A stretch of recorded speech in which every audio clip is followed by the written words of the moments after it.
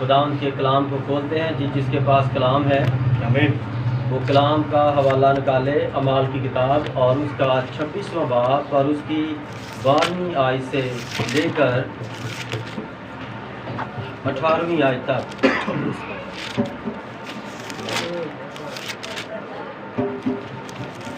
और इसके बाद हम पढ़ेंगे फिलेमोन के नाम पौलुस का खत, उसमें से पहली आयत से लेकर तीसरी आयत तक। आमीन। फिलेमोन का खत, पहला बाब और पहली 3 आयत।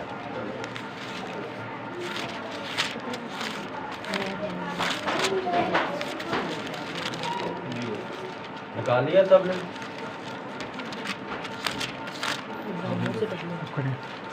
हालेलुया। हालेलुया। अमाल की किताब उसका 26वां बाब उसकी 12वीं आयत से 18वीं आयत तक पढ़ते हैं। इसी हाल में सरदार काहिनों से इख्तियार और परवाने लेकर दमिश्क को जाता था। तो वह बादशाह, मैंने दोपहर के वक़्त राह में ये देखा कि सूरज के नूर से ज़्यादा एक नूर आसमान से मेरे और मेरे हमसफरों के गिरदा गिरदा चमका। आमीन। यस। जब हम सब ज़मीन पर गिर पड़े तो मैंने इब्रानी ज़बान में ये आवाज़ सुनी कि ए साउल, तू मुझे क्यों सताता है? पीने की आर पर लात मारना तेरे लिए मुश्किल है। मैंने कहा, ए खुदावंद, तू कौन है? खुदावंद ने फरमाया, मैं यीशु हूँ जिसे तू सताता है। यस। लेकिन उठ, अपने पाँव पर खड़ा हो, क्योंकि मैं इसलिए तुझ पर जाहिर हुआ हूँ कि तुझे उन चीज़ों का भी खादम और गवाह मुकर्रर करूँ जिनकी गवाही के लिए तूने मुझे देखा है, और उनका भी जिनकी गवाही के लिए मैं तुझ पर जाहिर हुआ करूँगा। और मैं तुझे इस उम्मत और गैर कौमों से बचाता रहूँगा जिनके पास तुझे इसलिए भेजता हूँ कि तू उनकी आंखें खोल दे, ताकि अंधेरे से रोशनी की तरफ और शैतान के इख्तियार से खुदा की तरफ रुजू लाएं और मुझ पर ईमान लाने के बाइस गुनाहों की माफ़ी और मुकद्दसों में शरीक होकर मिरास पाएं। आमीन। Hallelujah. Hallelujah. Praise the Lord.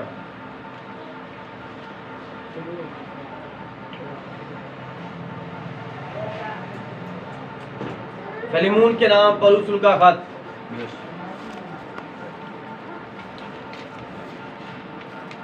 उसकी पहली 3 आयत। पौलुस की तरफ से जो मसीह यीशु का कैदी है, आमीन। यस। और भाई तीमुथियुस की तरफ से अपने अजीज और हम खिदमत फिलेमोन और बहन अफिया और अपने हम सिपा अरखुस और फिलेमोन के घर की कलीसिया के नाम फजल और इत्मीनान हमारे बाप खुदा और खुदावंद यीशु मसीह की तरफ से तुम्हें हासिल होता रहे। आमीन। खुदावंद के जिंदा पाक कलाम का पढ़ा और सुना जाना हमारे लिए बाइस से बरकत है। आमीन। खुदा का शुक्र। सब तशरीफ रखें। Praise the Lord.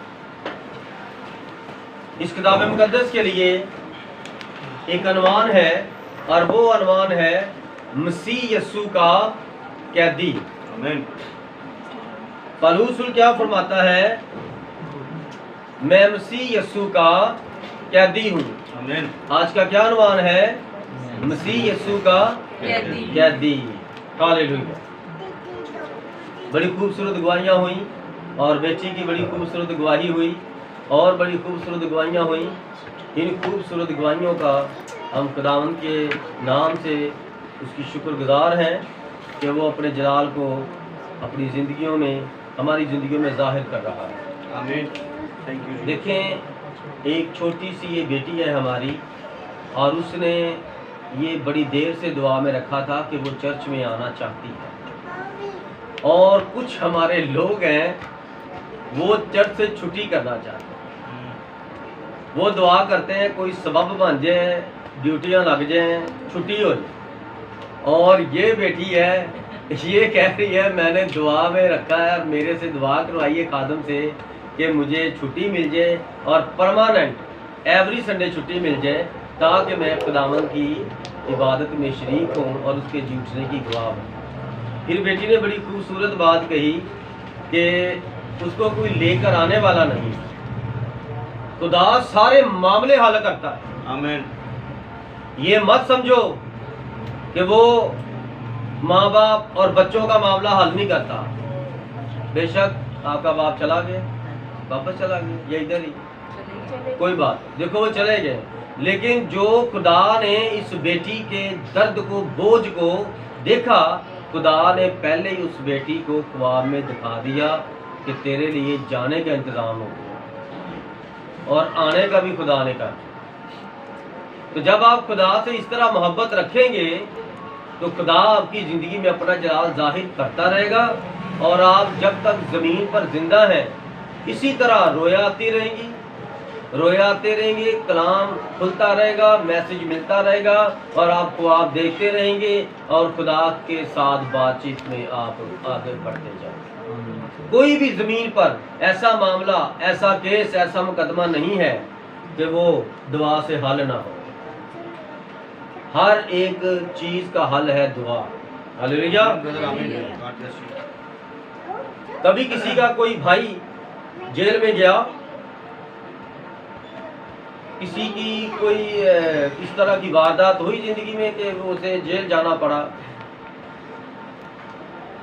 जेल में कैदियों के साथ क्या सलूक किया जाता है और कैदी की जिंदगी क्या होती है, सजा लिखी जाती है, इसको सख्त मेहनत की रोटी खिलाई जाए और अंदर बड़े काम उन्होंने रखे होते हैं।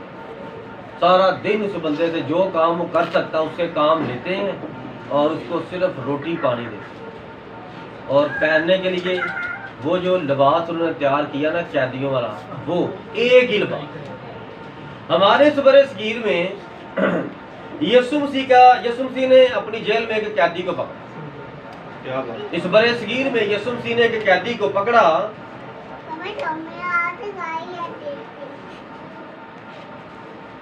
इधर आए और किधर आए, अपना आप उस अमीर बंदे पर जाहिर कर दिया। वो बड़ा अमीर बंदा था। जब पाकिस्तान हिंदुस्तान इकट्ठा था, उसका नाम है साधु सुंदर सिंह स्वामी। उसका बाप बड़ा जागीरदार था और जिस इलाके में वो रहते थे वहाँ का वो सरपंच था। बड़ा रुतबा और मर्तबा था, लोग उनसे पूछ पूछ के चलते थे।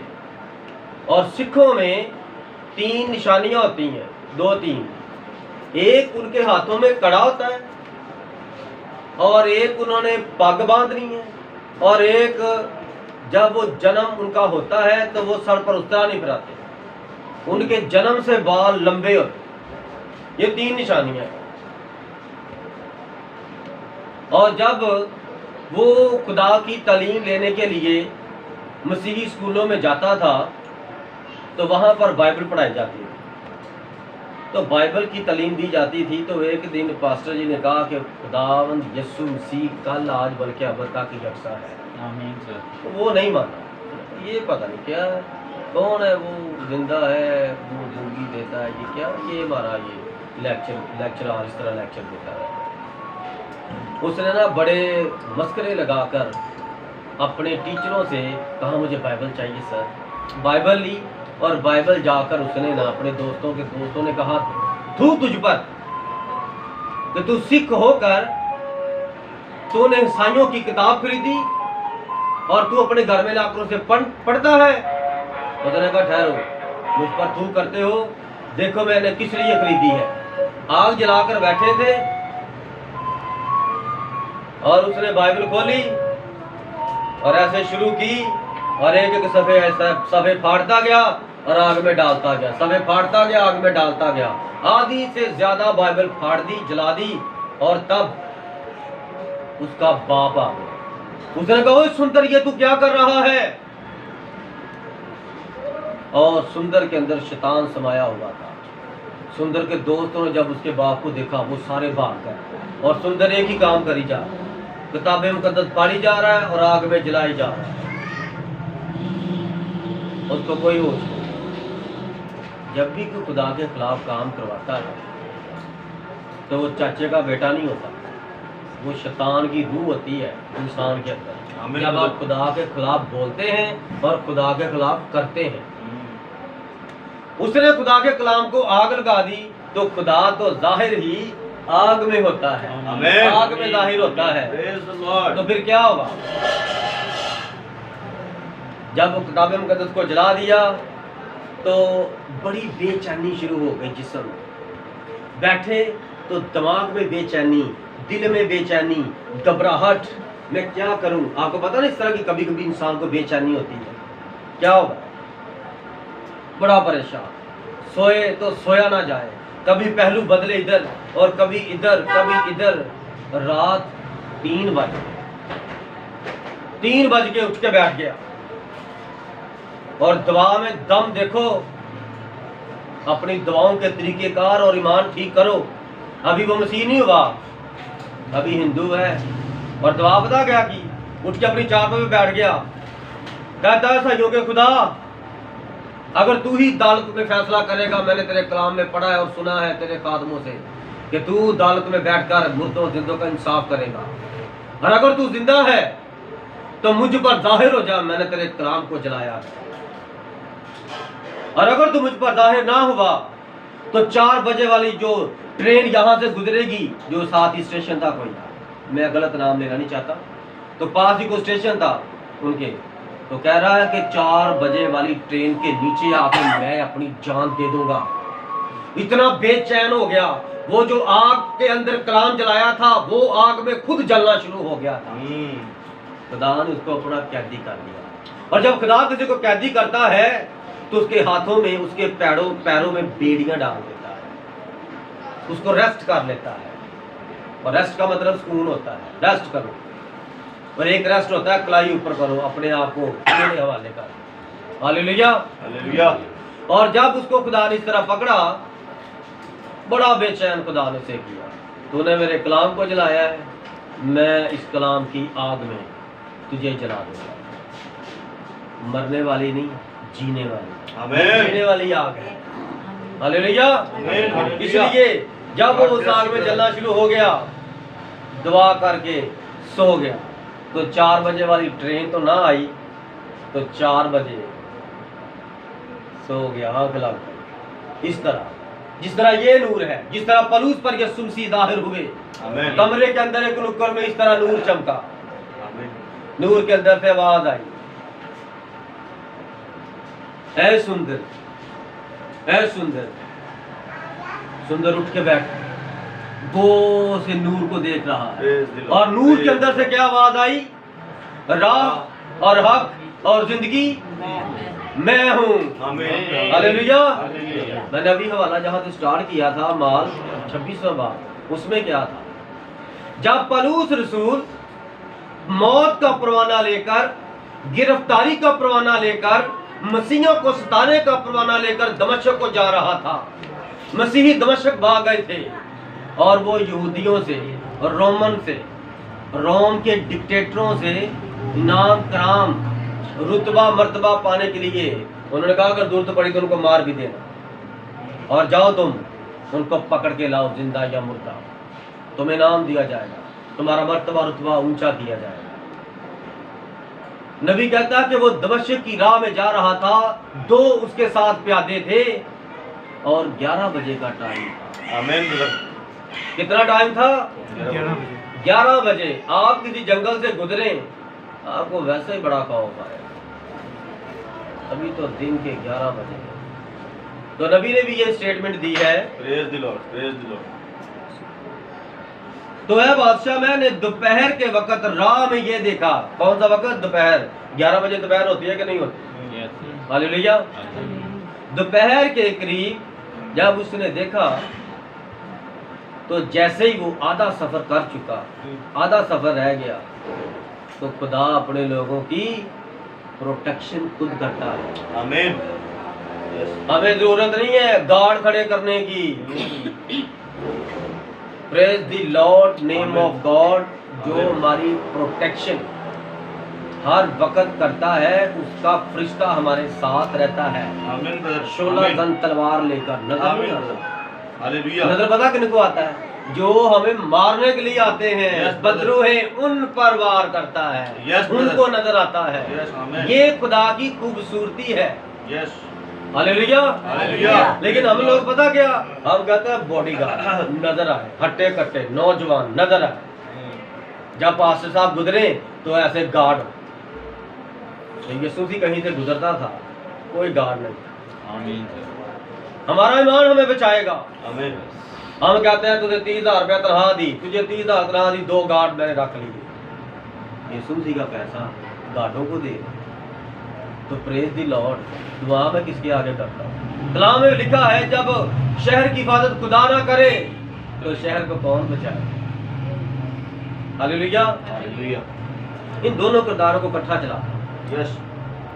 सुंदर पर खुदा यसुम से जाहिर हुआ। यस। आमीन ब्रदर। सुंदर क्या, बापू जी बापू जी बापू जी, ओ जी मेरा पुत्र की होया है? बापू जी मैंने यीशु को देखा, मेरे आमीन। कमरे में यीशु से आया था। आमीन। उसने कहा और जा चलिया साइया की किताब पढ़ पढ़ के तेनू भी ना कुछ हो गया है, जा सो जा जाके। बच्चा था, तो 12 साल का था, जाकर सो गया। अब जैसे इस बेटी ने ये गवाही दी है, पता नहीं इसको कोई माना या नहीं माना, लेकिन मैंने इसकी तस्दीक की है कि आमीन आमीन। इन बातों को समझने की कोशिश कर। हालेलुया। हालेलुया। वो पढ़ता गया, खुदा ने उसे अपने काम के लिए ना अपना जलाल जाहिर कर दिया, उसने खुदा को कबूल कर लिया, उसने स्टडी जारी रखी, वो पढ़ता गया, बहुत ज़्यादा आला तालीम हासिल की इंग्लिश में, एमए इंग्लिश की। खुदा ने उसको सारी दुनिया में मनादी के लिए भेजा। आमीन ब्रदर। और उसने अपने बाप की शान शौकत ऐशो इशरत को दांव पे लगा दिया, छोड़कर नंगे पैर सिर्फ बाइबल लेके घर से निकला। और वो भी कैसे निकला था? सुबह के नाश्ते पर। सुबह उसके बाप ने एक पलंदा तैयार किया उसको मारने के लिए, उसके खाने में जहर मिला दिया, और खाने में जहर मिला दिया, खाने के टेबल पर बातचीत कर रहा है, ये तू कौन से ड्रामे करता है? तू अपने आप को हिंदू कहता, अपने आप को सिख कहता है, और काम तेरे सारे ईसाइयों वाले हैं। तो उन्हें उनके ये काम किया, वो काम किया, वो चुप करके खाना खाता रहता है।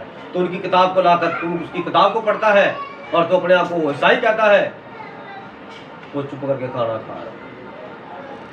और बाप ने उसके अंदर जहर मिला दिया कि ये खाना खाए और मेरे साथ लड़े। और उसने कहा मैं तुझे अपनी जायदाद से आप करता हूँ, निकल जा मेरे घर से, अगर मेरे घर में रहना है तो तुम एक सिख बनकर रहो। साधु जी ने रोटी छोड़ी, जितनी खानी थी खा ली, जब लड़ाई हुई तो रोटी छोड़ी, और अपनी बाइबल बैग पकड़ा जो चोला था, और जो कपड़े पहने थे उन्हीं में निकला नंगे पैर। तो रास्ते में क्या हुआ? जहर पी लिया था, बाप ने जहर दे दिया था। तो क्या होगा जब किसी बंदे को जहर दे दिया जाता है? खून की उल्टियां आना शुरू हो गई रास्ते में, खून की उल्टियां आना शुरू हो गई, और वो वहां से तड़पता भागा अपने उन पादरियों के पास चला गया। वहाँ पर खुदा ने उसकी देखभाल की, वहाँ उसको पाला संभाला, और सारी दुनिया में उसने मनादी की। और एक किसी मुल्क में मनादी कर रहा था, तो जाकर उस चर्च में, वो आपको पता ना चर्चों में बाहर वो बढ़ाई होते हैं, उन्होंने लहदा बैठने के लिए लंबे वो अपना डेस्क इधर बेंच बनाए होते हैं, वो जाके अगले बेंच पर बैठे। अब देखें लोगों ने सीटें भी खरीदी होती। एक बंदा आया, ब्रदर जी दुआ कर रहे हैं साधु जी, तो वो आगे पीछे कहता दिस इज माय सीट। साधु पिछली सीट पे उधर से आके दुआ शुरू की, प्रार्थना शुरू की, तो वो सीट वाला बंदा आ गया, उसने हिलाया, जी सर, कहता ये मेरी सीट। साधु फिर करते साधु जहाँ गेट था चर्च का, गेट में जाकर खड़े होकर ऐसे टेक लगा ली। उधर एक चौकीदार आ गया, कहना जनाब मेरी ड्यूटी लगी है, पीछे गया थोड़ा है। साधु गेट से भी पीछे होके क्या कहता है, कहता खुदावंद मैं तो यहाँ मनादी के लिए आया, तूने भेजा है। इन्होंने कहा स्टार्टिंग से मुझे एंड पे चर्च से बाहर निकाल दिया। कहता तू परेशान ना हो, इन्होंने मुझे भी बाहर निकाला होगा। आमीन। चर्च के अंदर खुदावंद यीशु मसीह आपको नजर नहीं आएगा। यस आमीन। सिर्फ एक 15 साल की 20 साल की लड़की ऐसे लिपस्टिक लगा के बाल काट कर अजीब किस्म की मखलूक बनकर वो माइक पकड़ के तो वो लोगों को लीड कर रही है, और उसके अंदर शैतान की रूह है। यस आमीन ये ब्रदर। मनादी नहीं है। आमीन ब्रदर। औरतें मतबा पढ़ने जाती। यस आमीन ब्रदर। हालेलुया। हालेलुया। और इतने हट्टे कट्टे पादरी भी होते हैं, वहां पर बंदे भी होते हैं, लेकिन बोलना किसने है? एक लड़की तैयार श्यार करा के उन्होंने वो चढ़ानी है स्टेज पर। ये शैतानी का। हालेलुया। हालेलुया। पलूस पर जब खुदावंद यीशु मसीह जाहिर हुए, प्रेज द लॉर्ड। पलूस बड़ा डाकू बन गया, बड़ा फिलोसफर और बड़ा थ्योलॉजियन बन गया। कहता मैंने 30 साल अपने उस्तादों के पैरों में बैठकर जी सर किया है और मुझे डिग्रियां मिली हैं, डिप्लोमे मिले हैं। मैं बाइबल का डॉक्टर बन गया हूँ, डॉक्टर साउल, रेवरेंड साउल। मेरे पास इख्तियार है, मैं कुछ भी कर सकता हूँ अपने इलाके में, मैं किसी के साथ भी बहसें कर सकता हूँ, मुनाजरे कर सकता हूँ। आज भी ऐसे ही है। यस। हालेलुया। लेकिन ये बाइबल के खिलाफ है। पलूस ने सेमिनरी की थी, गमलियल के पैरों में बैठकर। गमलियल शरा का आलम था और बहुत बड़ा वहां पर मदरसा चला रहा था, सेमिनरी चला रहा था, थ्योलॉजियन था वहां पर। तो क्या हुआ? जब यीशु मसीह पर जाहिर हुआ तो उसकी 30 साल की सारी सेमिनरी जो है ना, जब खुदावंद उसकी आंखें अंधी करके मुंह के बल इसको गिराया ना, नीचे गिरा, मेरे लोगों को मारने वाले तू कौन होता है? मैं हूं ना अपने लोगों को बचाने के लिए। आमीन। Praise the Lord. वो मेरे कैदी हैं। यस आमीन। चर्च खुदावंद की जेल है और चर्च के अंदर खुदावंद के कैदी रहते हैं और कैदियों का एक ही लिबास होता है। मुकद्दस यरूशलेम शहर के अंदर एक ही लिबास होगा। आमीन ब्रदर। मुकद्दसों का लिबास, थ्योफनी बॉडी वहां पर मिलेगी। आमीन आमीन। हालेलुया। वो लिबास, वो बॉडी आपको मिलेगी आमीन। जिस लिबास को पहनकर राष्ट्रवादी का वक्त लगाकर और खोद निजात का पहनकर आप खुदावंद यीशु मसीह को रूबरू देख सकते हैं। आमीन ब्रदर। और हालेलुया। कोई आपके पास हाल नहीं है वहां का। यस आमीन। ये कैदी पता कैसे होते हैं? जब जेलर ने खाना देना है तब उन्होंने खाना है, वरना उतनी देर भूखे रहेंगे। जब उनको मारना है तब उनको बाहर बुलाना है, रिमांड लेना है, मार मूर के पानी भी नहीं देना, उनको काठ में ठोक देना है। काठ किसे कहते हैं? इतनी बड़ी ये लकड़ी की लठ है, ऐसे लंबी, ठीक है, 8 फुट लंबी या 6 फुट कर लो। उसके अंदर इतने सुराख है, इतने सुराख हैं और सुराखों को दरमियान से काट कर इधर और इधर नट बोल्ट लगा दिए। अब पलूस के ये दोनों टांगे उसके अंदर फिट करके ऊपर से काठ में ठोक दिया है, सलास को भी उसके साथ ठोक दिया है, और वो खुदावंद यीशु मसीह के कैदी हैं। पलूस ने ये लफ्ज़ इस्तेमाल किया है कि मैं यीशु मसीह का कैदी हूं। अब ये आपसे सवाल कर रहा पलूस रसूल इस जमाने में अपने कलाम के वसीला से कि तुम जो अपने आप को बड़ा यीशु मसीह का पैरोकार समझते हो, मैं देखो अपना सब कुछ छोड़कर मैं यीशु के पीछे चल पड़ा। वो आगे पता क्या कहता? मैं यीशु के पीछे चलता, तुम मेरे पीछे चल। यस आमीन ब्रदर। ऐसे ही। इसकी आपको तरतीब समझ आई? यीशु मसीह आगे, पलूस पीछे, तो पलूस के मारने वाले पलूस के पीछे, तो सारे यीशु के पीछे। आमीन ब्रदर। हालेलुया। आमीन ब्रदर। सब यीशु के पीछे चलेंगे और यीशु आगे आगे चले। आमीन।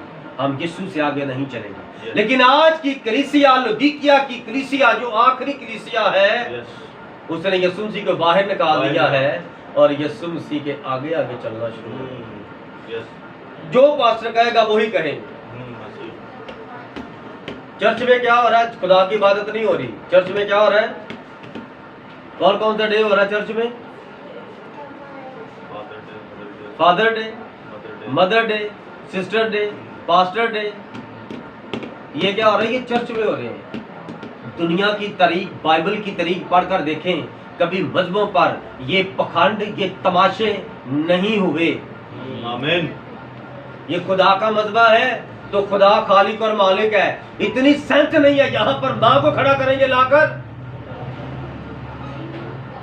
खुदा की जगह पर माँ को खड़ा करेंगे, खुदा की जगह पर बहन को खड़ा करेंगे, पादरी को खड़ा कर देंगे, उनको हार पहनाएंगे, प्रोटोकॉल देंगे और चर्च में टी पार्टियां करेंगे, खाने करेंगे, और खुदा का काम कौन करेगा? आमीन।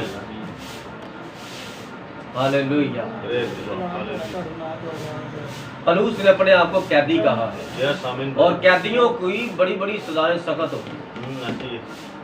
अब बाद कैदियों को सजा मिलती है, इसको नजर बंद कर दिया जाए, काल कोठरी में डाल दिया जाए। ये खुदा के लोगों की सजाएं हैं।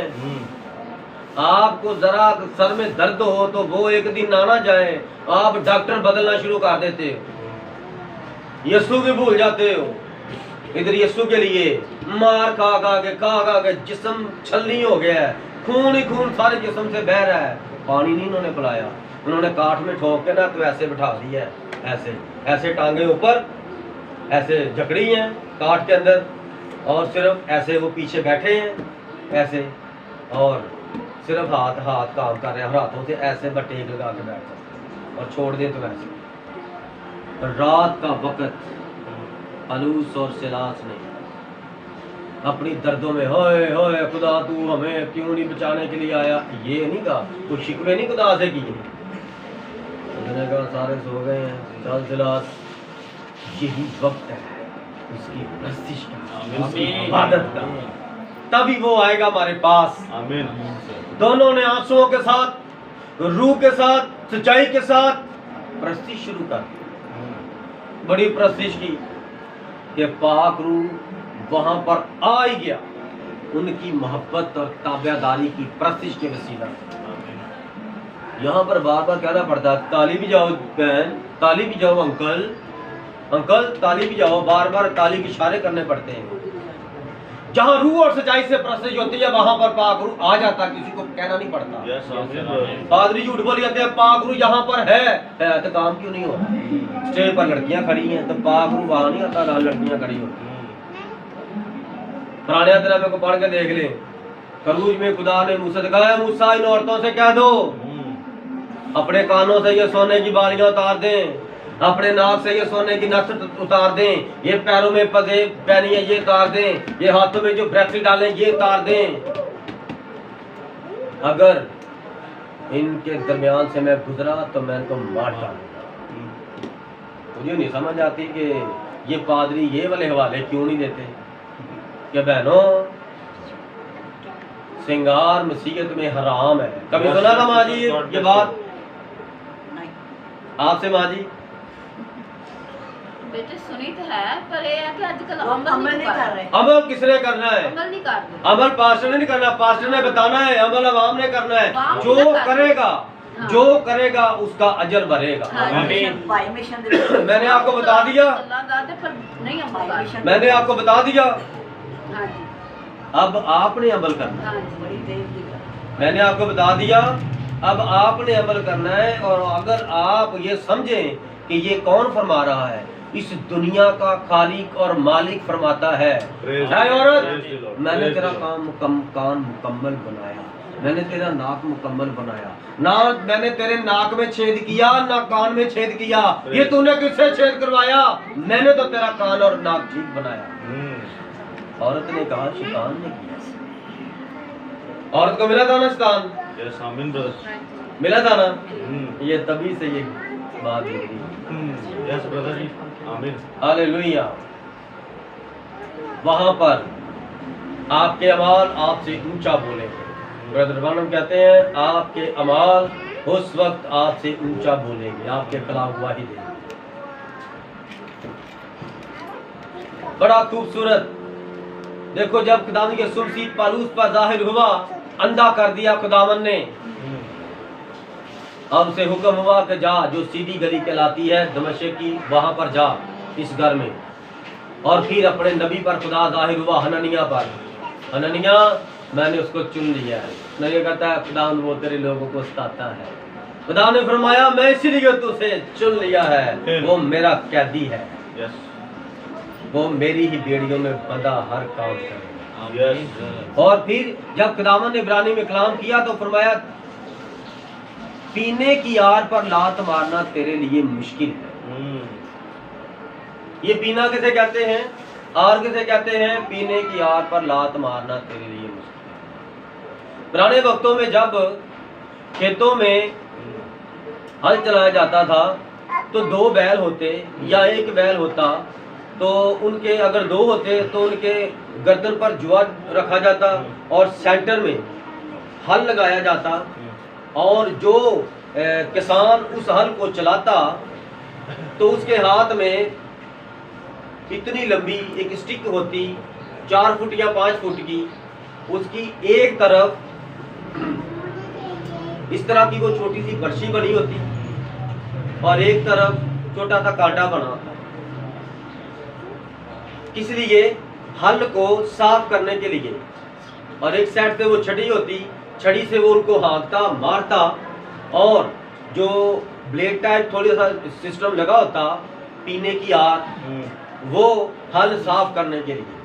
आमीन ये किसान खुदावंद यीशु मसीह है, आमीन और खेत दुनिया है, यस और जो बीज है वो उसका कलाम है। यस आमीन ब्रदर और खुदा ने अपने खेत में किसको जोता है? पलूस को जोता है, गैर कौमों के खेत में, यस ब्रदर और उसको जोता है और फरमाया है पीने की आग पर लात मारना तेरे लिए मुश्किल है। जैसे गधा और घोड़ा पीछे लात मारता है ना, बाज जो होते हैं ना ये अपना जानवर बैल, ये भी पीछे को मारते हैं। खुदा ने फरमाया हल मेरे हाथ में है और पीने की आग मेरे पास है, तू पीछे टांगे नहीं मार सकता, मैं तेरी टांगों पर ही मारूंगा, क्योंकि तेरी नाक में नक में डाल,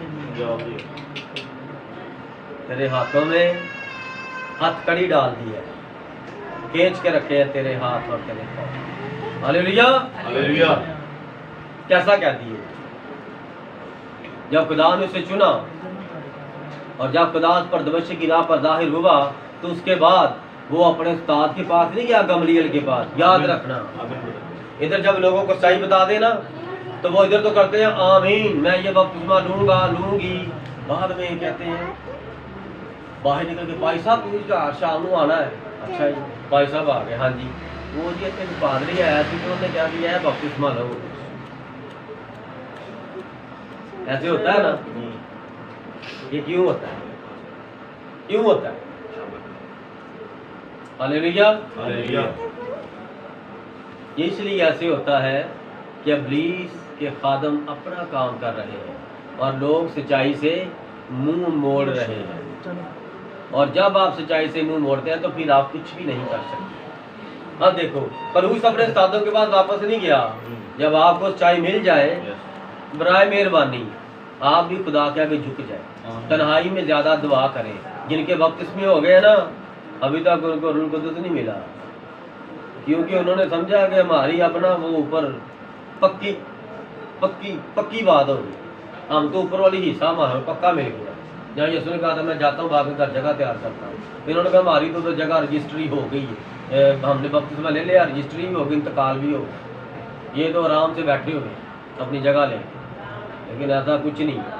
जब मिस्र से लोग निकले थे ना, 25 लाख लोग निकले थे, तो तब क्या हुआ था? उनमें से सारे मर गए थे वहां पर, सिर्फ 2 गए थे। कितने गए थे? उनके क्या नाम थे? जी सर, पीछे क्या नाम था उनका?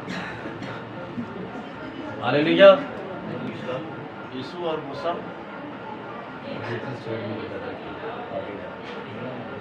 टोटल। हालेलुया 25 लाख में से दो बंदे गए थे इसराइल जिसको अब कहते हैं, वहां पर गए थे 2 बंदे 25 लाख में। तो अब सारी दुनिया में से कितने निकलेंगे? इधर बहने पैंटे पहन के, गंदे लिबास पहन के, बेहुदा लिबास पहन के तो आगे ऐसे ऐसे नारे मारती हैं, किधर जाएंगी? जो आग तैयार की गई है गंधक से शैतान के चेलों के लिए, बेटे बेटियों के लिए, ये उधर जाएंगी।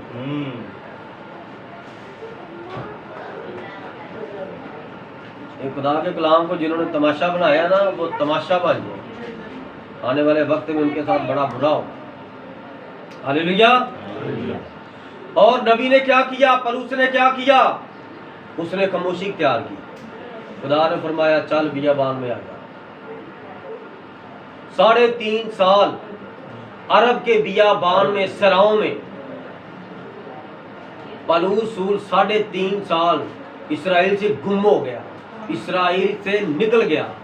और कहाँ? खिदमत सीखने के लिए, अपने अंदर से सेमिनरी थियोलॉजी निकालने के लिए खुदा ने कहाँ से बुलाया?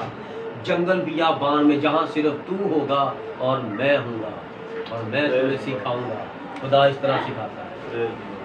थियोलॉजी की सेमिनरी में आप नहीं कुछ सीख सकते, सिर्फ खुदा के खिलाफ ही सीखेंगे। वहाँ पर खुदा सिखाता है कि चल आजा इधर तन्हाई में। और आपको मैं मिन्नत करता हूँ हर बार कि जब तक आपकी गिरफ्त ना हुई दुआ में, सोचना भी रहा कि रूह कुद्दस आपकी दुआ सुनेगा, आपके पास भी आएगा। आप बस फजूल नारे मारी जाएंगे। नबी कहता है जितना मर्जी रोई जाओ, जितना मर्जी चलाई जाओ, वो आपको जानता नहीं, वो जानता नहीं आपको, क्योंकि आप उसके तरीके पर अमल नहीं करते। रोई जाओ, चलाई जाओ, जितने मर्जी दह जक्कियां दी जाओ, जितने मर्जी देखे दी जाओ, कोई वास्ता नहीं है। वो कहता मेरा और तेरा, क्योंकि तू मुझे जलील करता है। और कोई खुदा को जलील करे तो खुदा उसको माफ नहीं करेगा, क्योंकि खुदा इंसान नहीं है। Hallelujah, hallelujah, hallelujah, hallelujah. इसलिए मेरे अजीजों, जब 3.5 साल अपने ज़हन में ख्याल पेश करो और सोच विचार करो, आप एक दिन भी सहरा में, जंगल में रह सकते हैं अकेले? बड़े बिलीवर बनते हो आप, बड़े बिलीवर बनते हो। मैं आपको अंदर बंद कर देता हूँ, अंदर कुछ भी नहीं है, कुछ भी नहीं है अंदर। बाहर से मैं ताला लगा देता हूँ। मैं कहूँगा सुबह आ रहा हूँ, चल अंदर दुआ कर, स्टडी कर, सो जा। क्या करेगा? करो अपने मान को चेक, क्या करोगे? जैसे आपने दुआ शुरू की, आपको खौफ आना शुरू हो जाएगा। लग पता जाएगा आपकी रूहानियत का कि आप कितने को ईमानदार हैं, कितने का आप यस्सु के दीवाने हैं, यस्सु के बेटे बनते हैं। लग पता जाएगा। अगर खुदा ने आपके साथ फरिश्ता भेजा होगा ना, तो इब्लीस आपको तंग नहीं करेगा। और अगर आपके पास फरिश्ता ना आया, रहनुमाई वाला, बचाने वाला, तो इब्लीस ने आपको उस दिन ना बस याद रख, बड़ा घंटा लगा, आपकी सारी रूहानियत निकाल के चला जाए, क्योंकि इब्लीस टेस्ट लेता है। कहती है ना यीशु मसीह के, तो जिस जेलर का खुदावंद यीशु मसीह होगा रखवाला, उसके कैदी खुशहाल होंगे। हालेलुया। और दुनिया में जितने भी चर्च हैं, मैं इसको उसके साथ तशबीह देने लगा हूँ कि ये खुदावंद की जेल है। खुदावंद के लोग इनमें बैठे रहते हैं। जेल में 24 घंटे बंदे रहते हैं ना, तो खुदा का ऐसा घर है जिसमें 24 घंटे जाओ, दुआ करो, रो चलाओ, मिलते फरियादे करो, खुदा का घर खुला। आमीन, हालेलुया, हालेलुया। अब हम पलूस की जिंदगी से हमने बड़ा कुछ सीखा, और पलूस खुदा का नाफरमान नहीं। मैं आज ही आप अपने आप को आजमाएं। रात 12 बजे के बाद अपनी छतों पर चले जाना, छत पर जाकर ना कोई चीज बिछा के आगे कपड़ा कुपड़ा दुआ करना शुरू कर देना, बड़ी बरकत मिलेगी। आपके इर्द गिर्द मजरूरें भी आएंगी। भाई शान क्या कर रहा है? बोला भाई शान के पास जाती है आज। भाई शान कभी ऊपर नहीं आई इस टाइम रात 1:30 बजे। आज इसको जरा पूछती है, शान कितना के तो मजबूत हो गया है जी। भाई शरून क्या कर रहे हो? भाई ने कहा हालेलुया हालेलुया, ऐसे होता है। हालेलुया। हालेलुया। क्या करोगे जब तक वो तुम्हें अपना रूह नहीं देता? तुम डरते रहोगे, भागते रहोगे। उसके रूह को मांगो। बपतिस्मा लेने से कुछ नहीं होगा, याद रखना। बपतिस्मे के बाद पहले मंगनी होती है, मंगनी करा के बात नहीं बनती। रुखसती भी करवाओ ना, शादी भी करो यीशु मसीह के साथ, आप उसकी दुल्हन बन जाओ और वो आपका ख्याल रखेगा, क्योंकि एक मर्द अपनी बीवी का हर तरह से ख्याल रखता है, हर चीज उसको ला कर देता है। तो आप यीशु की दुल्हन बन जाओ। अब जिस तरह ये बड़ा आलम था, मिस्र के अंदर भी खुदा का नबी था, मूसा नबी। मूसा को भी खुदा ने अपना कैदी बना लिया। हालेलुया। हालेलुया। कैसे? सवाल उठता है कैसे? 40 साल उसने मिस्र के अलूम व फनून और इल्म और हुनर और जंग व जदल के असबाब और सारे औजार हथियार सीखे, और 40 साल उसने हुक्म चलाया, सोने के चम्मच से नवाले खाए, और बादशाह के बेटे का लक़ब उसे मिल गया, फिरौन का बेटा, ये लक़ब उसे मिल चुका था। आने वाले वक्त में उसने तख्त पर बैठना था। और उसकी माँ ने, जब वो बालग हुआ, उसकी माँ ने उसे कहा कि हम खुदा से निजात दीदा ढूंढ रहे, मांग रहे, और खुदा ने तुझे इसलिए दिया है कि तू रिहाई दिलाए, इसराइलियों को रिहाई दिलाए। अब माँ की बात तो उत्तम होती है। उसने कहा ठीक है माँ। अब वो समझदार भी था, इंतजार में भी था, और वो इंतजार करता रहा। एक बार मिस्री मार रहा था इसराइली को, और उसके अंदर वो गैरत आई अपने भाइयों वाली, उसने मिस्री को मार दिया। इसराइलियों ने देख लिया, और एक बार इसराइली लड़ रहे थे, तो उसने जाकर छड़ाया। तो उसने कहा क्या तू हमें भी उस मिस्री की तरह मार देगा? और उसने कहा ये तो, सॉरी, मूसा ने कहा ये तो मैं मशहूर हो गया, तो मैंने कत्ल किया है। मूसा ने अपना सब कुछ छोड़कर चोरी वहां से मदियान के बियाबान में, दश्त में भाग आया। कहाँ चला गया? मदियान के बियाबान में चला गया। अब देखो पलूस के जब खुदा मिला तो वो कहाँ गया? अरब के बियाबान में। कहानी मिलती है ना, वो भी बड़ा आलम था, ये भी बड़ा आलम। तो वो भाग के दश्ते मदियान में चला गया, और वहां पर वो रहना शुरू कर दिया। और वहां से होते होते वो वहां का यत्रू काहन था, उसके घर चला गया, और उसने अपनी बेटी सफूरा के साथ उसकी शादी कर दी। और फिर वो उसकी भेड़ बकरियां चराने लग गया। उसकी भेड़ बकरियां चराने के साथ साथ वो उसके घर का मुख्तार बन गया।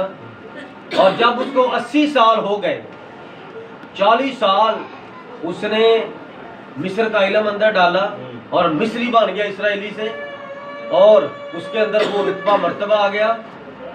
तो खुदा ने ना मिस्र वाली सैलरी उसके अंदर से निकालनी थी।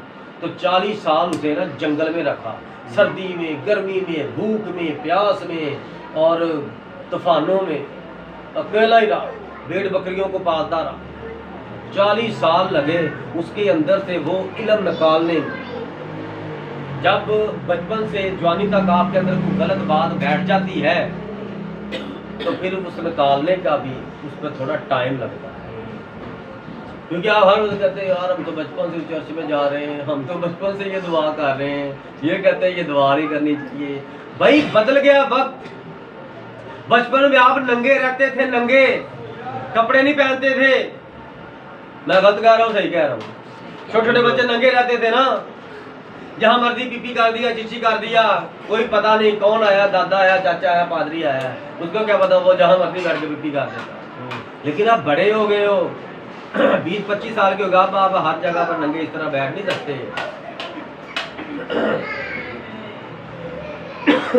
सॉरी।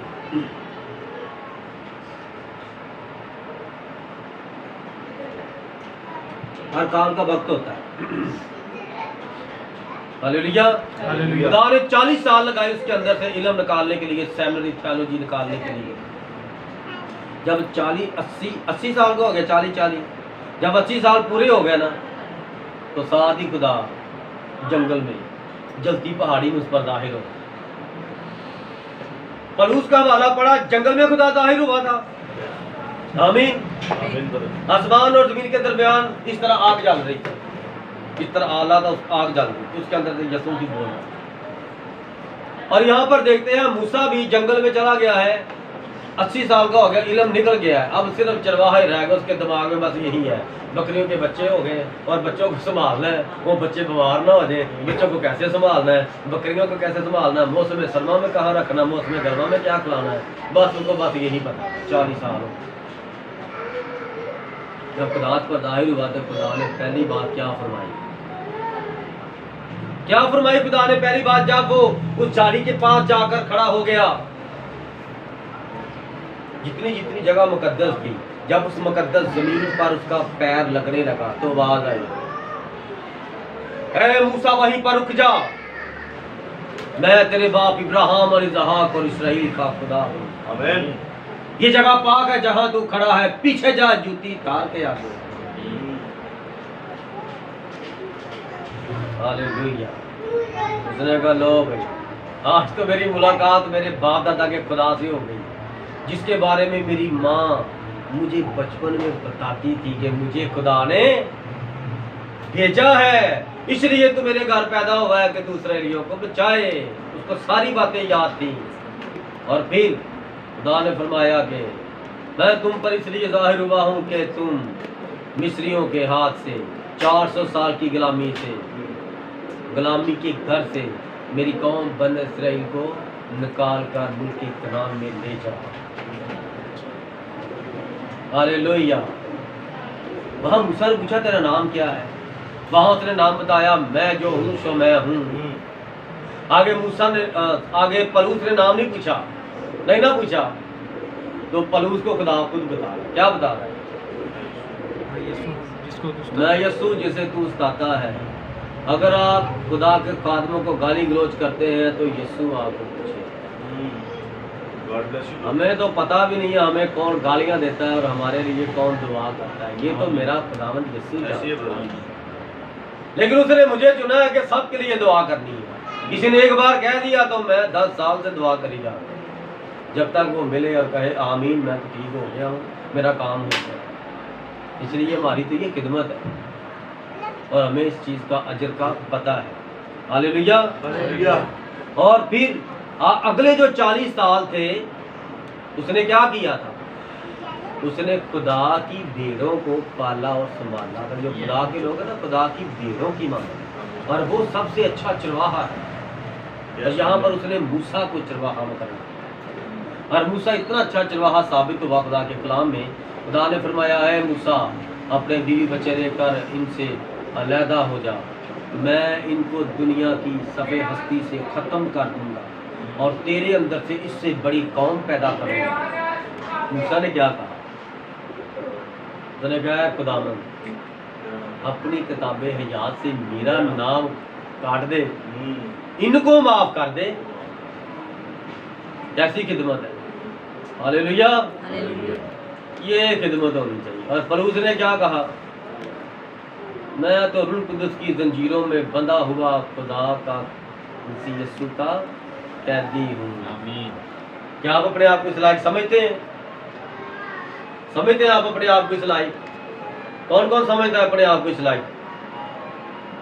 हालेलुया। हालेलुया। कौन समझता है? खुदा ने पलूस पर रूह कुदस का ज़य्यन कस दिया। ये ज़य्यन किसे कहते हैं? घोड़े के ऊपर वो जब गद्दी रखते हैं ना, आम जमाने में गद्दी कह सकते हैं, जब बंदा जिसके ऊपर बैठता है और फिर उसके लगाम मुंह में डालते हैं और उसके ऊपर बैठते हैं और उसके पैरों को टेक लगाने के लिए वो साइडों पे पायदान बने होते हैं जिसके अंदर वो अपने पैर रखता है और पैरों से भी घोड़ों को घोड़े की पसलियों में मारता है, घोड़े को कंट्रोल करने के लिए। हालेलुया। हालेलुया। तो पाक रूह ने जयन कसा है पलूस का, तो पलूस कहाँ भाग सकता है? हालेलुया। इसलिए मेरे अजीजों, अगर आप जब तक खुदा के ताबिया नहीं ना हो जाते तब तक आपको मिलता कुछ नहीं, जितना मर्जी टाइम जाया कर। आमीन। आमीन। अब देखें, पालूस रसूल जब वहां पर बयान दे रहा था बादशाहों के सामने, और उसके हाथों में पैरों में बेड़ियां लगी हुई थी, वो बंधा हुआ था पीतल की बेड़ियों से, और बादशाह बैठे हैं और बड़ा इसराइल इकट्ठा हुआ है और बड़ी गैरतों में इकट्ठी हुई है। वहां पर खड़े होकर उसने ये खुदावंद की पाक रूह की गवाही दी है कि मुझे दमिश्क पर पाक रूह मिला। ठीक है। अब 24वीं आयत, अमाल 26वां बाब उसकी 24वीं आयत, जब वो इस तरह जवाबदही कर रहा था, कौन? पालूस जब इस तरह लोगों को बता रहा था, जवाब दे रहा था, तो फीस्तुस ने बड़ी आवाज से कहा, ये बादशाह है, ऐ पलूस तू दीवाना है, बहुत इल्म ने तुझे दीवाना कर दिया है। पलूस ने कहा, ऐ फीस्तुस बहादुर, मैं दीवाना नहीं बल्कि सच्चाई और होशियारी की बातें कहता हूँ। चुनाचा बादशाह से मैं दलेराना कलाम करता हूँ, ये बातें जानता हूँ, और मुझे यकीन है कि इन बातों में से कोई उससे छुपी नहीं, क्योंकि ये माजरा कहीं कोने में नहीं हुआ। इस्राएल की सेंटर में यीशु की पैदा हुई और वहीं पर वो दफन हुए और जिंदा हुए, और उसी ने मुझे चुना है, और वही दमिश्क की राह पर मुझ पर जाहिर हुआ था।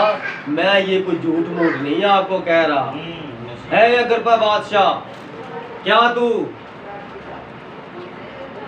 नबियों का यकीन करता है? मैं चाहता हूं मैं जानता हूं तू यकीन करता है। अग्रिप्पा ने पलूस से कहा, तू तो थोड़ी सी नसीहत करके मुझे मसीही कर लेना चाहता है। आप भी कहेंगे भाई साहब डेढ़ घंटा लगा के 2-2 घंटे लगा के हमें कहते हैं तेनू आज ही मसीह करना ही, तेनू आज ही मसीह करना ही। आप देखें, हम नबियों के पीछे पीछे चल रहे हैं। क्या ये वाक्य ऐसे लिखा कि नहीं लिखा? नबी ने लेक्चर दिया, पलूस ने लेक्चर दिया, नबी कह रहा हूँ, वो नबी भी था। तो बादशाह क्या कह रहा है? कहता तू तो बस थोड़ा सा कलाम सुना के कह रहा मैं आज ही ना अपना मतलब छोड़कर तो मसीह हो जाऊँ। आगे पलूस क्या जवाब देता है मेरे अजीजों? पलूस ने कहा, मैं तो खुदा से चाहता हूँ कि थोड़ी नसीहत से या बहुत से, सिर्फ तू ही नहीं बल्कि आज जितने लोग आज मेरी सुनते हैं मेरी मानद हो जाए, सिवा इन जंजीरों के, सिवा इन जंजीरों के जो मेरे हाथों में मेरे यीशु ने डाली है कि मैं उसका कैदी हूँ। क्योंकि कैदियों को इस तरह चलते हैं, बड़ी आहिस्ता आहिस्ता चलते हैं। जब उनको बेड़ियां लगी होती हैं वो ठीक चल नहीं सकते। हालेलुया। और आप क्या चाहते हैं? मैं तो चाहता हूं ये कैमरे के अलावा, ये स्टैंड के अलावा, कैमरा तो फिल्म बना रहा है, हमारी फिल्म बना रहा है, स्टैंड के अलावा, इन बेजान चीजों के अलावा जितने भी सुन रहे हैं और जितने भी ये मैसेज दुनिया में सुने, सब मसीह हो जाएं। ये मसीह जिंदा है। आमीन आमीन ब्रदर। अभी ये हफ्ता डेढ़ की बात है, तो मेरी ड्यूटी लगी कि फूल का वो बुक्का लेके आना है, किसी स्टाफ ने मंगवाया था, तो मैं वहाँ पर लेने के लिए गया। तो वहाँ दुकानदार ने, वो गैर मसीह था, उसने पूछा आप कहाँ से आए? मैं कहा जी मैं ग्रेड कॉलेज। वो लड़कियों का? मैं क्या, हाँ जी। अच्छा। उसने साथ ही मुझसे पूछा कि मज़हब के बारे में। मैंने कहा जी आपके बताने पर मैं बता रहा हूँ, मैं खुदा का खादिम हूँ, जिस तरह के आपके मौलाना हो। उसने मुझसे सवाल किया, आप मौत के बाद पर क्या ईमान रखते हैं? मुझे मौका मिल गया, मुझे मौका मिल गया। मैंने 20-25 मिनट में उलूहियत का मुकाशरा बयान कर दिया। एक पठान था, बोलने लगा, मैं कहा सर 2 मिनट 2 मिनट। 3 बंदे थे, वो मैं अकेला था उन्हीं की दुकान में। मैं उलूहियत का मुकाशरा बयान कर रहा हूँ कि यीशु मसीह खुदा है। God bless you. मुझे पता था कि मेरे साथ क्या होगा, अगर बुरी रूह किसी के अंदर आ गई तो क्या होगा, लेकिन ये नहीं सोचेगा। मुझे ये पता है, आमीन ब्रदर। मैंने उधर ठोस बयान दिया। यस मैंने कहा जी खुदावंद यीशु मसीह ने दुनिया की अदालत करनी है। आमीन। मैं कहा जी मैं कहा 2 मिनट आपकी बात बाद में सुनूंगा, मैं इधर ही। मैं कहा यीशु मसीह ने दुनिया की अदालत करनी है, वो आमीन। जिंदा है, यस ब्रदर। उसकी कब्र इसराइल में खाली है। Yes brother. आमीन। हम तो मौका ढूंढते हैं, यस आमीन। दुनिया में कोई भी हो हमसे कोई हमारे ईमान के बारे में पूछे, हमारे प्यारे खुदावंद यीशु मसीह के बारे में पूछे यस। और हम ना बताएं, ये तो फिर हमारा ईमान ठीक नहीं है यस। और हम मसीह यीशु पर ठीक ईमान नहीं रखते और खिदमत ठीक नहीं कर रहे। हालेलुया। हालेलुया। इसलिए मेरे अजीजों, खुदावंद 2 रूहें काम कर रही हैं दुनिया में, एक खुदा का रूह और एक पाक रूह। एक खुदा का रूह और एक पाक रूह। अब अबलीस कभी अपनी रूह नहीं ले जाता। अबलीस आसमान की जो 5वीं डिमेंशन है वहाँ उसका तख्त है, तो उसने अपनी सारी रूहानी शैतानी गंदी फौजें ज़मीन पर भेजी हुई है, ठीक है, और वो अपनी रूह को वापस नहीं बुलाता। यीशु मसीह की नकल करता है। यीशु मसीह ने अपना रूह कब से भेजा हुआ है? 35 वाले दिन से उसका रूह कुदस नीचे उतरा है और अभी तक सारी दुनिया में है, जमीन पर है। और खुदा का रूह एक में से निकलता है और दूसरे में चला जाता है, एक में से निकलता है दूसरे में चला जाता है। इसी तरह शैतान भी नकल करता है, वो कभी किसी के अंदर चला जाता है, कभी किसी के अंदर चला जाता है। और खुदा का रूह तो एक दूसरे के अंदर जाता है तो बचाता है, लेकिन शैतान का रूह जब एक दूसरे के अंदर जाता है तो लड़ाइयाँ करवाता है। आप किसका रूह मांगते हैं? अपने अपने कामों पर नजर करो आज दुआ में। जब लास्ट दुआ की जाएगी, सब बहनें बेटियां भाई और बुजुर्ग जितने भी हैं अपने अपने कामों पर नजर करें। आप अपने कामों पर नजर नहीं करेंगे तो आपके साथ अच्छा नहीं होगा, क्योंकि खुदा माफ नहीं करेगा। हालेलुया। नबी कहता पलूस ने क्या किया? पलूस ने बड़ी अक्लमंदी की। अनाजील के अंदर एक बहुत तमसील कमाल की पाई जाती है कि आसमान की बादशाही किसकी तरह है? एक कीमती मोती की तरह है। किसकी तरह है? एक कीमती मोती की तरह है। और एक बंदे को पता चल गया कि इस खेत में खजाना है, उसने अपना सब कुछ बेचकर ना वो खेत खरीद लिया। उसने कहा जी इसमें से तो खजाना है, तो खजाना तो मुझे पता चलेगा, तो ये खजाना मैं यहाँ से निकाल नहीं सकता, पहले खेत खरीदो। हालेलुया। तो आपको अपना सब कुछ बेच कर यीशु के पीछे होना है। आमीन। फिर यीशु ने फरमाया तुम्हें आसमान पर खजाना मिलेगा। आमीन। पलूस ने खजाना ले लिया और साधु सुंदर सिंह ने खजाना ले लिया। हालेलुया। साधु सुंदर सिंह की बात करने लगा। साधु सुंदर सिंह तिब्बत की पहाड़ियाँ ना, जहाँ पर वो इनका भगवान भोलेनाथ इस तरह वो करके बैठा है, उधर गले में सांप है और हर तरफ तिब्बत की पहाड़ी बर्फ ही बर्फ है, तो वो उधर भी उसने जाकर अपना डेरा लगा दिया। वो बड़ी देर से वहां पर वो ना इस तरह जाकर शैतान का बंदा बैठा था। बेटा खुदा ने अपने बेटे को भेज दिया उधर। खुदा ने वहां पर किसको भेजा? नाम लिया करो ना। सुंदर को भेजा, सुंदर सिंह स्वामी को भेजा। बड़ा अच्छा वाक्य है कि खुदा कैसे काम करता है। जब सुंदर वहां पर जाकर बैठ गया, जितने भी लोग उधर वो चढ़ाने के लिए आ रहे हैं ना, कोई बीमार है, कोई परेशान है, कोई लंगड़ा है, तो उन्होंने कहा कि ये शायद कोई फकीर है। वो उसके पास बैठते, वो दुआ करता, वो ठीक हो जाता। वो वहीं से लोग वापस चले गए और उसकी बल्ले बल्ले हो गई, जय जयकार हो गई। वो जब उनको पता चला ये कौन है ये जिंदा पीर आ गया, ये तो लोगों को आगे जाने नहीं देता भोलेनाथ के पास, ये तो यहीं से लोगों को वापस कर देता है। उन्होंने क्या किया, वहाँ पर एक शख्स था, मुझे नाम नहीं याद, तो उसी की वहाँ पर हुकूमत थी। तो उसके घर में ना एक बहुत बड़ा कुआं था, और वो जिसको भी सलाह देता तो वो बंदे को कुएं में फेंक के ऊपर से बंद करके ताला लगा के तो चाबी अपने पास रखता। तो उसने क्या किया, उसने पलूस को भी सॉरी उसने साधु सुंदर सिंह को भी पकड़ा और उस कुएं में फेंक के चाबी के साथ ताला बंद कर दिया और चाबी अपने पास रख के ना सो गया। और याद रखना, उसको जब फेंका वो मुंह के बल गिरा और उसकी एक बाजू टूट गई। कुआं बड़ा गहरा था और नीचे हड्डियां ही हड्डियां थी इंसानों की, और बदबू बड़ी थी। उसने उसको फेंका, ऊपर से बंद किया ताला और चाबी अपनी पॉकेट में रख दी। रात को जब 3-4 का टाइम हुआ, पलूस को सॉरी सुंदर को जब होश आई तो वो उठा तो उसने देखा मेरी बाजू टूट गई है, ये यीशु मसीह की खिदमत बता रहा हूँ। और आप लोगों के पेट में दर्द हो या कमर में दर्द हो ना, छुट्टियाँ हो जाती हैं बड़ी बड़ी, लोग बहाने ढूंढते हैं चर्च से छुट्टी हो जाए, तो कुछ है कहते हैं चर्च से छुट्टी ना हो।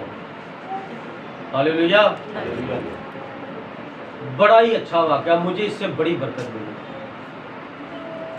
पलूस की तरह पलूस कहता है कि मुझे नहीं पता मैं जिस्म में ये जिस्म बगैर जिस्म के ये जिस्म समेत जका तीसरे आसमान पर पहुंचा, और देखो ये हिंदुस्तान का खुदा का खादम, खुदा का बेटा। किसी ने ढक्कन खोला और पास ही वो बंदा सोया मालक सदा दे के, ढक्कन उठाया, रस्सा फेंका और अपने बंदे को ऊपर खींचा और ऊपर निकाल के बाहर छोड़ दिया, और उसने जाकर बाहर किसी जगह पर खेतों में सोया। डरा नहीं, भागा नहीं है वहां से। बाजू टूटी है और बाजू भी उसकी ठीक हो गई, और रात उसने जाकर खेतों में काटी, और सुबह हुई तो जो कुएं बड़े होते हैं ना, वो जिसे कूद के टिंडा कहते हैं इस तरह, तो वहाँ पर वो जाकर कुएं से नहाया, और नहाकर वो फिर उसी बाजार में आ गया। उसी बाजार में आ गया तो उन्होंने देखा, हुई इसको तो यार फेंका था कल, ये फिर इधर बाजार में कैसे, ये कैसे हो सकता है। वो उसको पकड़ के ना उसी बादशाह के सामने ले गए। बादशाह साहब उसको देख के डर गया, तुझे बाहर किसने निकाला है। सुंदर कहता मुझे नहीं पता, मुझे किसने नहीं। कहता चाबी तो आपके पास, आपके पास आपने ही निकाला है। कहता नहीं नहीं नहीं मैंने क्यों निकाला, मैं तो तुम्हें मार दिया था, कौन है तू। कहता जाओ जाओ निकल जाओ इधर से, निकल जाओ, भागो इधर से, तुम कौन हो, कौन हो तुम। डर गया था उससे, इस बंदे को तो मैंने मौत के मुंह में डाल दिया, ये बाहर कैसे आ गया। यीशु ने मौत का डंक खत्म किया है, और यीशु आपको मौत की वादी में से भी निकाल लेगा। लेकिन आप मौत की वादी में जाने से पहले यीशु को साथ देंगे। मैं मौत के साया की वादी में से गुजरूंगा और मैं किसी बला से ना डरूंगा, क्योंकि तेरे असा और तेरी लाठी से मुझे तसल्ली है, और तू मेरे दुश्मनों के रूबरू मेरे आगे दस्तरख्वान बिछाता है। मेरे दुश्मन आगे परेशान है और तू मुझे खाने खिलाता है। वो देख रहे हैं, तड़प रहे हैं, और तू मुझे कहता है बेटा शेर शुदा हो, मैं हूँ ना, तेरे साथ हूँ। Hallelujah hallelujah hallelujah. बरकत मिली, आमीन हालेलुया। आए हम सब अपने कदमों पर खड़े हो। आमीन। खुदावंद तेरा शुक्र, तू भला रब है, तेरा नाम इज्जत और जलाल है। आमीन हालेलुया हालेलुया। खुदावंद मेहरबान, हालेलुया, तेरा शुक्र।